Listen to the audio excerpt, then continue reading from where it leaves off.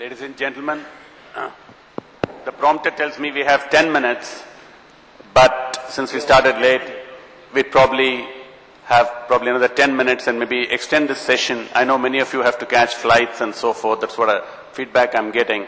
So we'll have 20 minutes of questions, and Arjun will kick off the questions, I guess. Ajit, you want to start with the question, and then I'll start.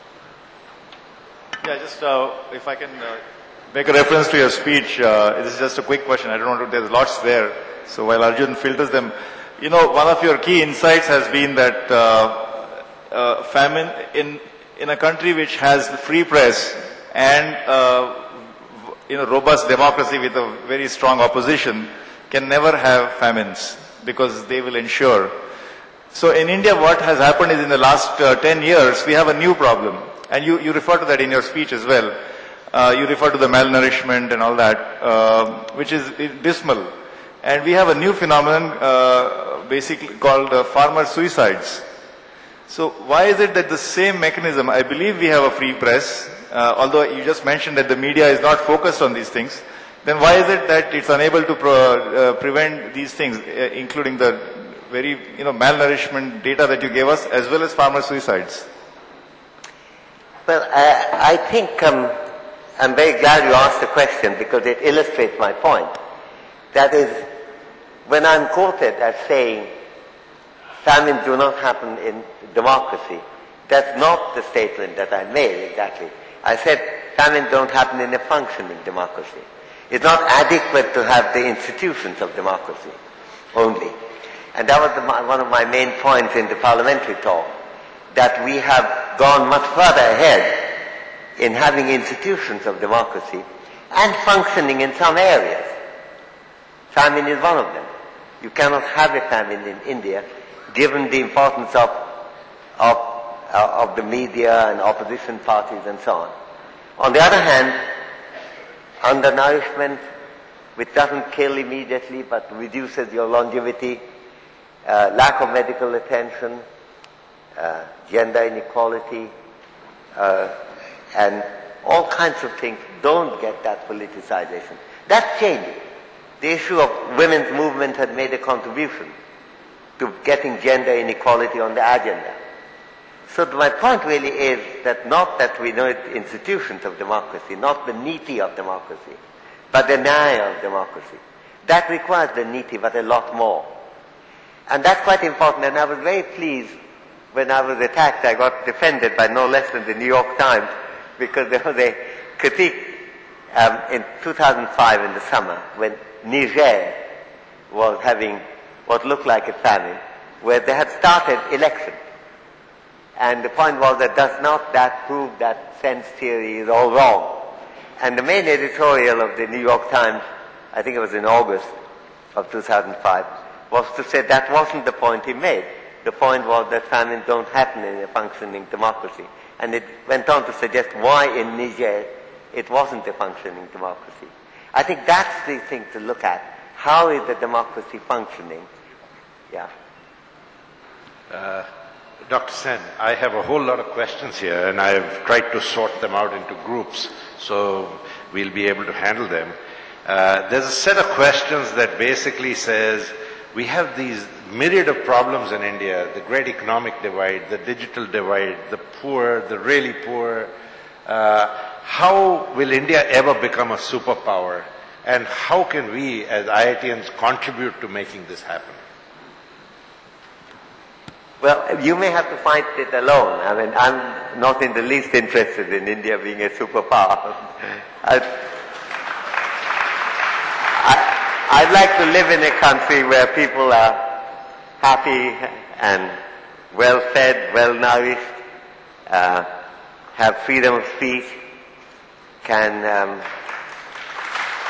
talk with each other. If that helps for India to become a superpower, well, that's all right. That's a byproduct. I think that's quite important. You know, let me give an example. I mean, the question you're raising is in the minds of many people. So I'm not, if I sound dismissive, I don't intend to be.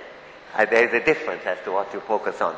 But you see, there's a lot of pleasure in this country about India being now taken more seriously, not yet quite in the Security Council, but that might happen.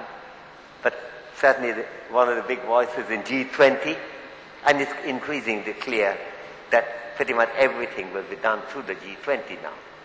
I'm in a committee, not as a citizen, but as an individual, as an economist, set up by the president of IMF, dealing with the reform of financial structure. The membership includes people like Bob Rubin of the United States, as well as Michel Camdessus, who was the previous head of IMF. But it's quite clear from the discussion, and our report is not completed yet, that G20 will play the big part, and India will have a huge voice. But the question is not just the voice, what are we going to do about it? And here it's not just how it serves India's interest, but also the interest of a lot of people who are just as poor as we are. We are the poorest country in G20, but there are lots of poor countries in Africa which have no representation. What has happened in G20 is that in addition to the rich countries, some of the more powerful, and in that sense India may be treated as a power already, have had a voice. But do we always use that with great judgment? I have to say that when the Doha round got busted, that Doha round was for those who may not know, Doha round was a discussion about trade restriction removal.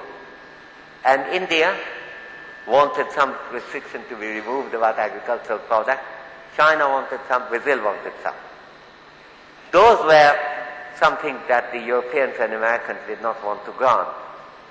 On the other hand, they were very willing to grant a lot of things which had made a big difference to the Africans.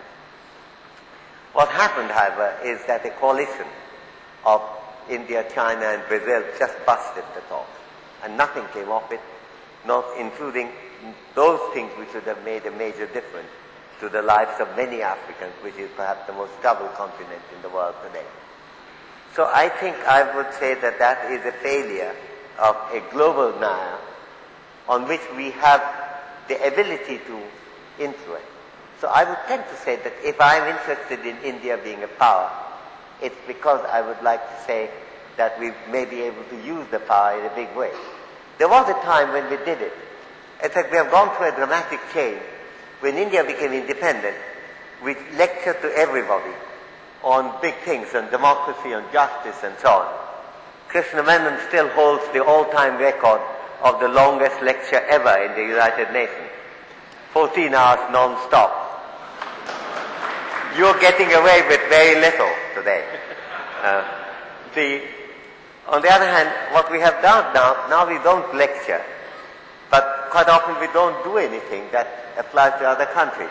We used to have the big voice protesting about military dictatorship in Burma. We don't now. We used to be worried about things like the genocide in Sudan. We keep our voice low now. So I think I would like India to be more powerful to the extent that we could be a vehicle for global justice. And I think all of us here have many identities, of which IIT identity is important for those who are here.